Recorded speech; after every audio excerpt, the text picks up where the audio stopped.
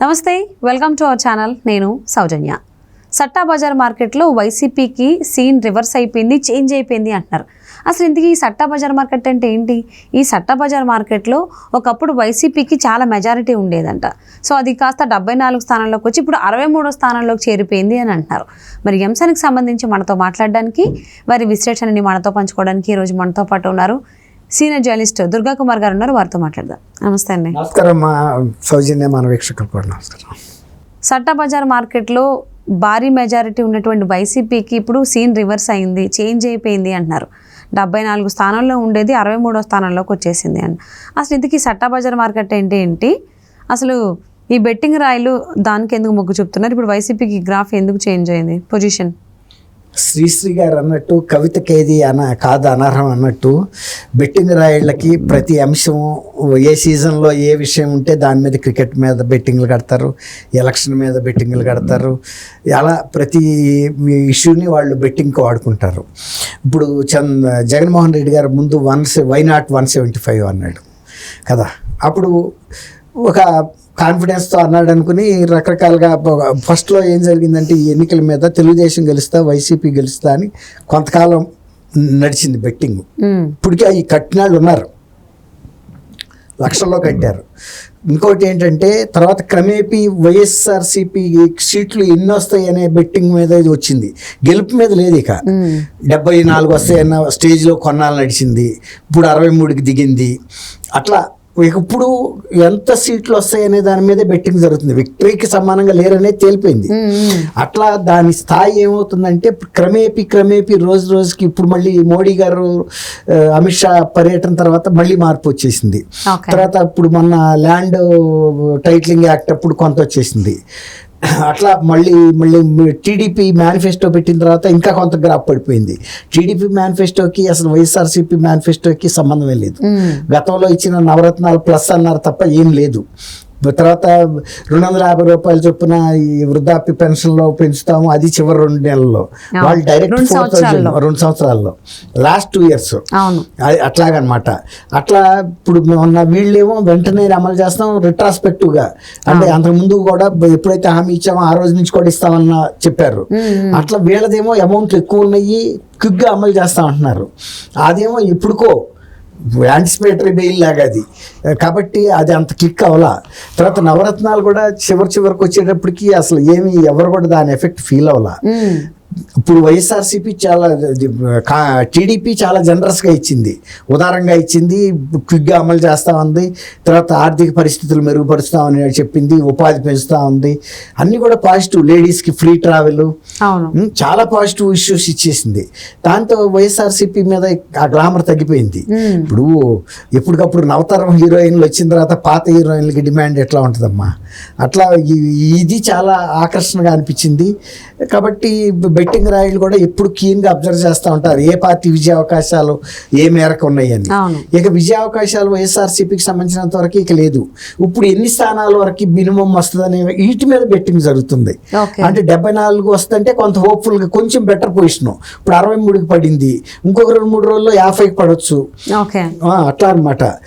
ఎప్పుడు కూడా వాళ్ళు చాలా కీన్గా అబ్జర్వ్ చేస్తారు. ఇప్పటికే వైఎస్ఆర్సీపీ మీద బెట్లు కాసిన వాళ్ళకి ఒక 10,000 కోట్ల రూపాయల లాభాలు వచ్చినాయి అనేది ఒక అంచనా మా సట్టా మార్కెట్లో.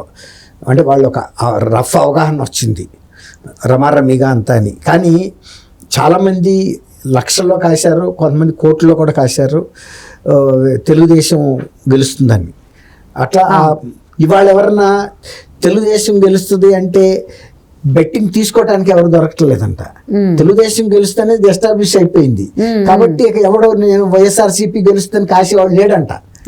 చాలా మంది ఆఫర్లు అడుగుతున్నారు, మేము కోటి కాస్తాము, మీరు ఎవరన్నా వైఎస్ఆర్సీపీ గెలుస్తుందనే వాళ్ళు ఉన్నారంటే లేరు. ఇక ఇప్పుడు నంబర్ల మీదకి వచ్చారు. ఇక వాళ్ళు కూడా వీళ్ళు 70 అన్నారు కదా గెలుస్తుంది. ఇప్పుడు 63 మీద నడుస్తుంది. ఇప్పుడు ఈ 63 కన్నా కూడా తక్కువ గెలుస్తుంది అనే పరిస్థితి వచ్చినాడు. వాళ్ళు టీడీపీ తరపున కాసేవాళ్ళు ఎవడైతే ఉంటాడో వాడు 23 కూడా రాదని బెట్టింగ్ కాసేవాళ్ళు ఉంటారు. ఇప్పుడు అది కొంతమంది నిలబడ్డారు, 63 కాయటానికి సిద్ధంగా ఉన్నారు బెట్టింగ్. వాళ్ళు ఒక్కొక్కసారి 63 కన్నా కూడా తగ్గొచ్చు. అట్లా అనమాట. కిందకి డిట్రియేషన్లో వెళ్తుంది ట్రెండ్. ఓకే, అంటే ఎవరు గెలుస్తారో అనేది కాకుండా ఎన్ని స్థానాలు గెలుచుకుంటుంది, ఎన్ని స్థానాలు గెలుచుకుంటుంది వైఎస్ఆర్సీపీకి సంబంధించినంత వరకు అదే డిక్లైన్ అవుతుంది కాబట్టి అది ఎక్కడ ఆగుద్దో మనం చెప్పలేము.